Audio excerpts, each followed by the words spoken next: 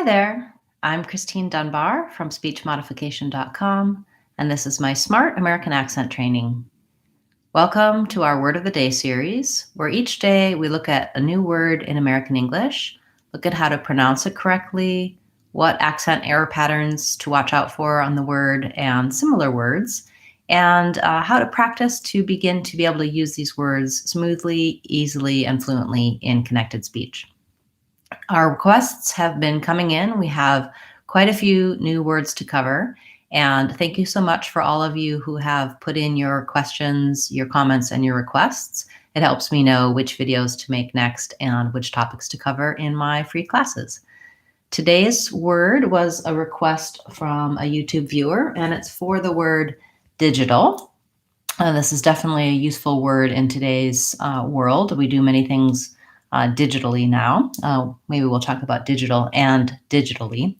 And yes, it's a challenging word because of a couple of different elements. So let's break it down. We'll look at how to pronounce it. We'll look at the sounds and the syllable stress. So we do always look at syllable stress first.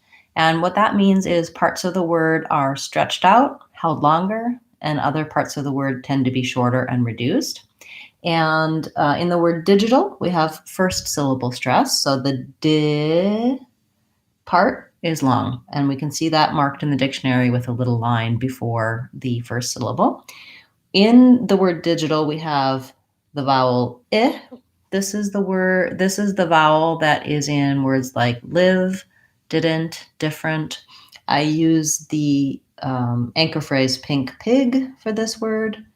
And we want to work on having that vowel be nice and lax. Avoid trying to say something more like digital. That's a typical accent error pattern on this vowel. You can get help for vowel I on my vowels playlist and learn a lot of the common words, learn how it's different from the E vowel and how to pronounce that. So first syllable di. Then this is a word where the letter G says the sound that J says at the beginning of words, the J sound. The IPA symbols for that are a D and a J. And I know at least one of you watching was noticing some challenges with the J versus the J sound. The J sound doesn't continue. And so the symbol actually helps me. This is the sound of J that's in words like measure. This is the sound of J that's in words like jump and digital. And because I see that D there, when I say the J sound, my tongue starts in the position for the D. So my tongue should be behind my teeth, should be blocking the air, and then it comes out like J, J. I do have a video just about the sound J that gives you lots of words and lots of help with that. But it's a challenging sound because a lot of times it's hidden in American English. And another error that people might have on the J sound is they say it more like a Y sound. So they might say a word like major, might sound more like mayor. We want to really have that pushed, stopped air that pushes out, J, J. I can't continue that sound. It has to just come out quickly like that. All right, so di, and then in my second syllable with my J, I also have another I vowel, di, j, long, short, digital.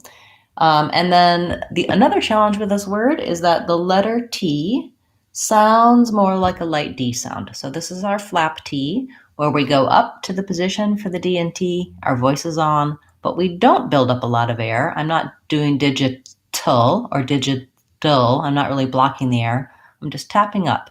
Digital, light, and in the D position without a lot of pressure buildup. Digital. Also challenging, going right from that flap T into my syllabic L. So even though it looks like it could be tal or tall with its own syllable with that vowel, we don't really do that A vowel. We do, if anything, a very short little sound, digital. And as much as possible, I want to move right from my flap T to my L, digital, dull. So my tongue just stays in the spot for the D, for the flap T, and finishes into the L with the back of my tongue dropping. So it sounds like dull, where I have to kind of do a little bit of a release and come back up for the L, back of my tongue drops. You can see more details about how to do that syllabic L in my video about syllabic L. Similar words, little, Seattle, bottle. All of these words have the same combination of the flap T and the L.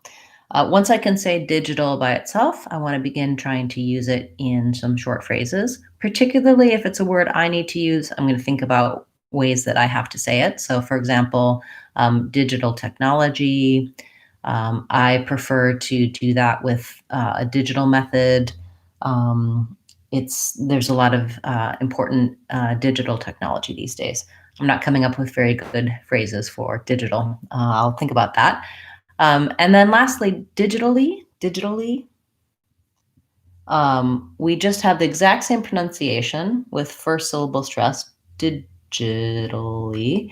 But instead of digital, we add an E, digitally. That's also kind of challenging to say. I contacted him digitally. You can see how the long syllable is stretched and these jittle are very short and reduced. So that's a big part of the challenge. If I have to go slowly, digitally, and then speed up, digitally, that's another good way to practice and build that word.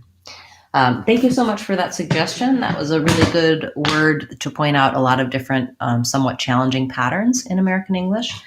Tomorrow's word of the day will be the word weird. I'm also going to look at the word wired because both of those are somewhat similar and again, challenging to pronounce. So that was a request as well from one of our viewers. Tomorrow's class will also be followed a little bit later in the day with our Friday question and answer class. That happens at 12 o'clock on Fridays, Seattle time, 3 o'clock Eastern time. And in those classes, people attend, ask their questions about words they find difficult to pronounce, about accent error patterns, all the different things they're working on to improve their American accent and improve their American pronunciation. We also sometimes talk about intonation. I usually have a topic that I discuss, and oftentimes we really follow your questions for that class. So I hope that you'll be able to join us for that, either live here on YouTube or on the replay. You can ask your questions in the comments. I do always go back and find all of those, send you to resources that you can find the answers for in my videos on this channel and also on our website, speechmodification.com.